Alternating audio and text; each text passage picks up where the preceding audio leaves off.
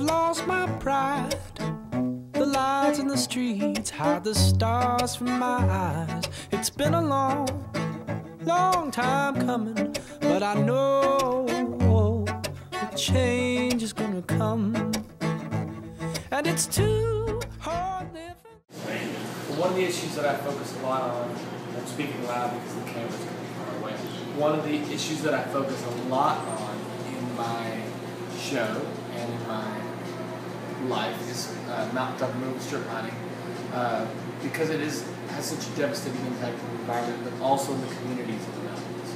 And these are communities that have a lot to do with my heritage as a musician and a Kentuckian, but also a lot to do with the heritage of America, the identity of being American. And I hate to see those communities be sacrificed for a rock to burn. And in that same way, I hate to see communities north of central Appalachia also be sacrificed, have their clean drinking water and their land rights sacrificed for something else to burn to create power or electricity. There's so many better ways, and there's so many opportunities where we don't have to ask people to struggle to create the power that we think we need, or that we really want about that.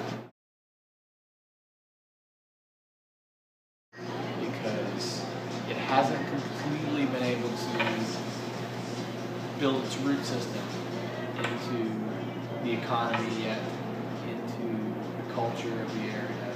It is still something that's new, that's questionable, and for me, I feel like one of the hardest things about mountaintop removal is that it's been around for so long, 3 decades now, that it's not new and it's not questioned within the culture of the people living there. It's a part of what they do, and that's why I think it's a great time to really raise the issue now about hydrocracking.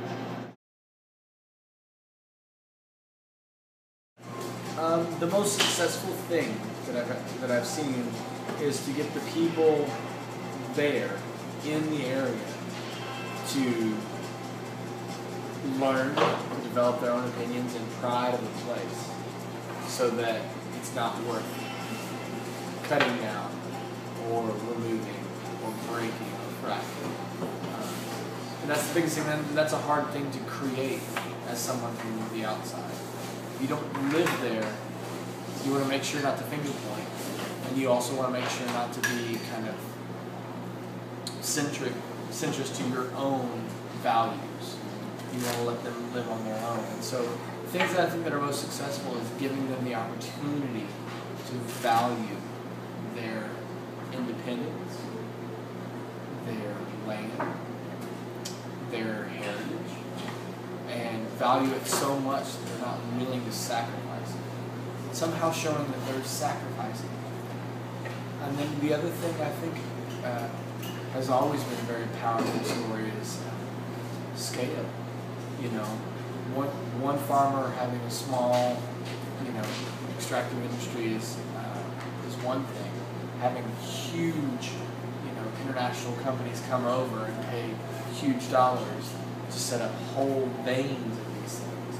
It's very, very different, and it's something that can go get out of hand really quick.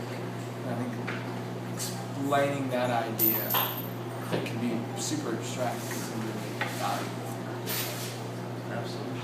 Well, thanks so much for the show tonight. Yeah, that's tremendous. We love seeing you on the road, and you got one more day of shows tomorrow. Yep, looking forward to more bike riding and more showing. Okay.